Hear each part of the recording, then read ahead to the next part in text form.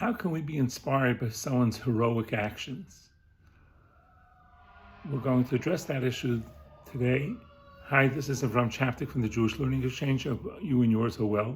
This week's Torah portion is Parshat Pinchas. And in Parshat Pinchas, we see the dramatic reward because of the dramatic actions that Pinchas took to save the Jewish people and to save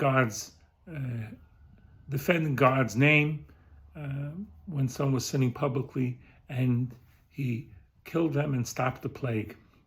But what about us mere mortals? That takes great courage and bravery, and many of us don't have that. We're not in a situation even where we could even consider even exercising that. But instead of ending with the story, I'd like to start with the story. There was a woman who was visiting a Jewish community in Lakewood, New Jersey, and when she walked out of the shop, she realized she had lost her diamond engagement ring that she had had for many years. And she said, "Oh no, where is it?" And she realized she went to 3 stores. She had gone to an ice cream store, a clothing store, an electronics store, and she went to look. So she went to first by the clothing store, and she was looking all over here and there, and in the store, outside the store, and she was about to leave, and a lady stopped and said, "You look lost. Can I help you?" She said, "Well, I actually lost my engagement ring, and it's either here or at the electronics store or in the ice cream store." So I'm sorry to hear that. Well, the lady went to the electronics store, and the store was closed already. And then she was going to go to high school, but she said, "You know what, let me go back to the clothing store." She goes back to the clothing store, and sure enough, she's looking around, and the lady that she had just met comes to her and says, "Look, I found it." It said, "Where was it?" "It was outside in the grass." "And you went to look for it?" He said, "Yes, I did." Says, "Why did you do that?" Says, "Well, let me tell you something. There was a great Rabbi Victor Miller, and he writes something very powerful. He says, 'Not my business' is a terrible excuse, and there's going to be a place in not heaven, but the basement facilities for those that just said, 'Not my business.'"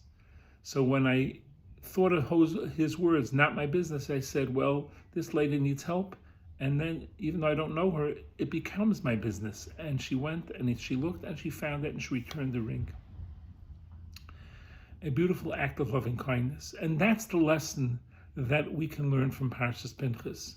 The concept of nothing is not my business. If it's on our radar screen, then the question we have to ask ourselves is, what do I need to do?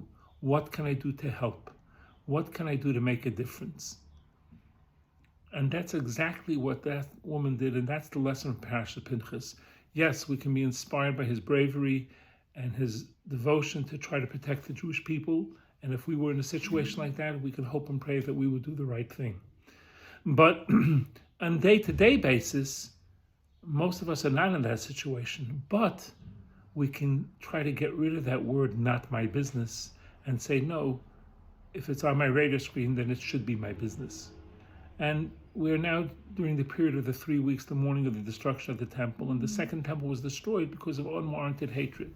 And the opposite of unwarranted hatred is unwanted love, one Jew for another. And if we understand that there's no such thing, it's not my business, then we can develop that characteristic of unwarranted love.